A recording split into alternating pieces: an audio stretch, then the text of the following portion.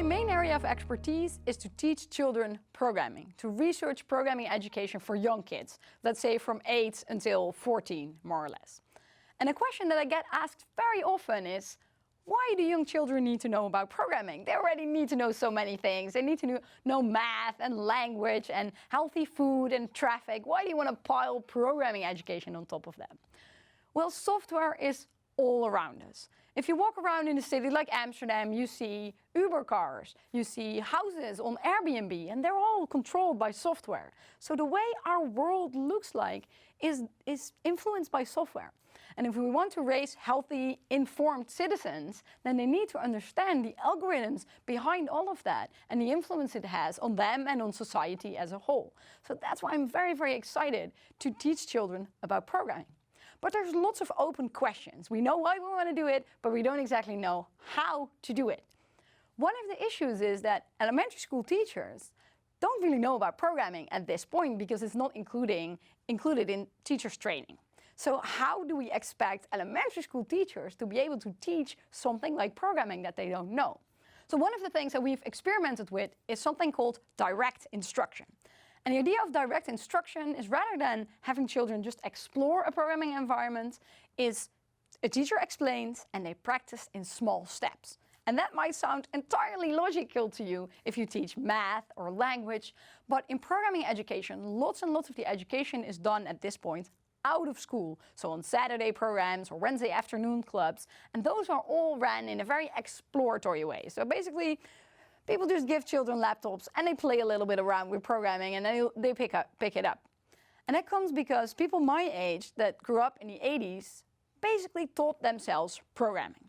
So as a field of programming, we don't really have a collective memory of how a programming lesson looks like. We have never gone to a structured programming lesson.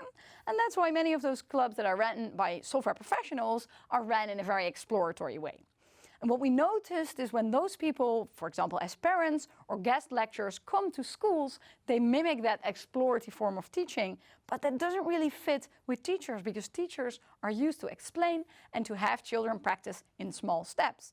Imagine when you were learning language, the teacher didn't say, hey, here's the alphabet and here's a Shakespeare book. Just read it. If you have a question, let me know. It'll be fine.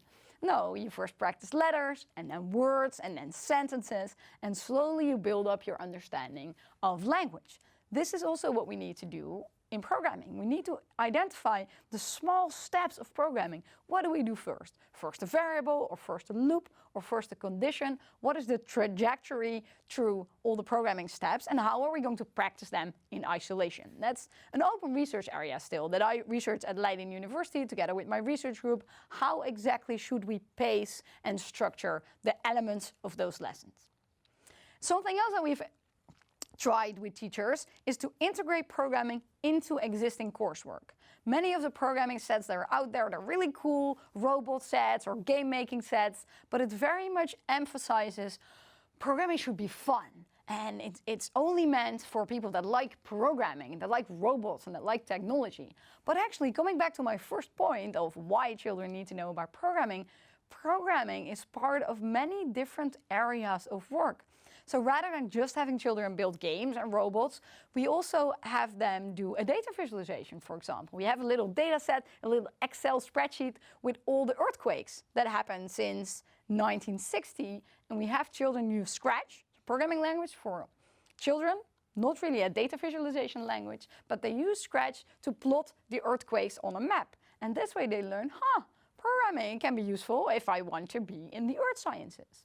And we also have children make an artwork, for example, with Scratch. So then they learn, hey, if I want to be an artist, I could draw on paper, or maybe I use textile work, or I could use a computer.